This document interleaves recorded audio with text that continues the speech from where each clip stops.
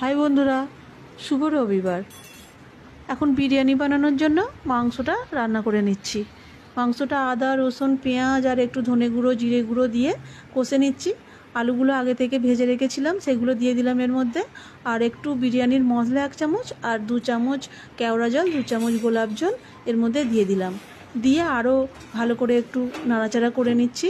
নিয়ে এটা আমি 5 মিনিটের জন্য চাপা দিয়ে দেবো, যাতে আলু আর মাংস ভালোভাবে সেদ্ধ হয়ে যায়। আজকে একটু অন্যরকম বিরিয়ানি বানাবো। আমরা যেহেতু বিরিয়ানি খুব ভক্ত, তাই নানানভাবে বানানোর চেষ্টা করি যত রকমের হয়। 5 মিনিট পরে ঢাকনাটা খুলে আমি মাংসটা আরও একটু নাড়াচাড়া করে নিচ্ছি। মাংস আর আলু বেশ ভালো রকম সেদ্ধ হয়ে গেছে। এখন আমি এই গ্রেভি থেকে মাংস আর আলুর পিসগুলো আলাদা করে তুলে নিচ্ছি, গ্রেভিটাকে আলাদা করে দিচ্ছি। আর গ্রেভির ওপরে যে চিকেনের যে তেলটা ভেসে উঠেছে সেটাকেও আমি আলাদা করে নেব।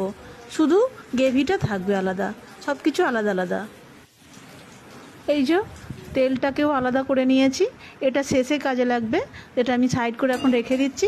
আর এদিকে একটু পেঁয়াজ ভেজে নিচ্ছি, বেরেস্তা যাকে বলে, তো এটাও শেষে কাজে লাগবে। এটা আমি তেল থেকে ছেঁকে তুলে রাখছি। আর গ্যাসেতে ডেচকি বসিয়ে ওতে কিছুটা ঘি দিয়েছি আর 2টো তেজপাতা কিছুটা গরম মশলা ফোড়ন দিয়েছি, দিয়ে আর গ্রেভিটা ঢেলে দিয়েছি। দিয়ে তার মধ্যে আমি এইভাবে ভাত চাড়িয়ে দিচ্ছি। মাংসের পুরো গ্রেভিটা একদম নিচে দিয়ে দিয়েছি সবটা, দিয়ে এরকম 1 পাট ভাত দিয়ে তার মধ্যে আমি কিছুটা বিরিয়ানির মশলা এভাবে ছড়িয়ে দিচ্ছি। দিয়ে কিছু আলুর পিস কিছু মাংসর পিস এর মধ্যে সাজিয়ে দেব।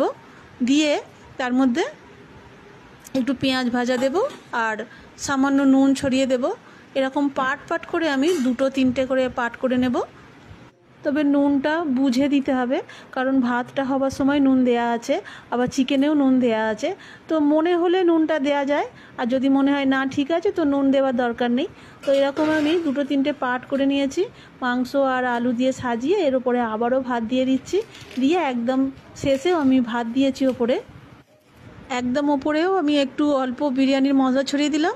আর 2 চামচ কেওড়া জল 2 চামচ গোলাপ জল আর 3-4 ফোঁটা আতর দিয়েছি। দিয়ে একসঙ্গে একটু নেড়ে নিয়ে সেটাকে আমি এর ওপর দিয়ে ছড়িয়ে দিয়েছি। কয়েকটা কাঁচা লঙ্কা দিয়েছি। আর ওই যে চিকেন কষার ওপরে যে তেলটা জমা ছিল সেই তেলটা তুলে রেখেছিলাম, সেই তেলটা আমি ওপরে ছড়িয়ে দিলাম। আর কিছুটা ধনেপাতা এভাবে আমি ছড়িয়ে দিলাম। এটা চাপা দিয়ে দিলাম। আর গ্যাসে একটা চাটু বসিয়ে দিয়েছি। চাটুটা প্রথমে গ্যাসটা জোর দিয়ে একটু গরম করে নিয়েছি, তারপর গ্যাসটা কমিয়ে দিলাম। দিয়ে তার মধ্যে আমি ডেচকিটা বসিয়ে দিলাম আর ওপরে একটা ভারী কিছু চাপিয়ে দিলাম যাতে বাষ্পটা বেরোতে না পারে। তারপরে আধ ঘন্টা পরে আমি এটা খুলেছি। আধ ঘন্টা পরে এরকম হয়েছে, দেখো খুব সুন্দর হয়েছে বিরিয়ানিটা।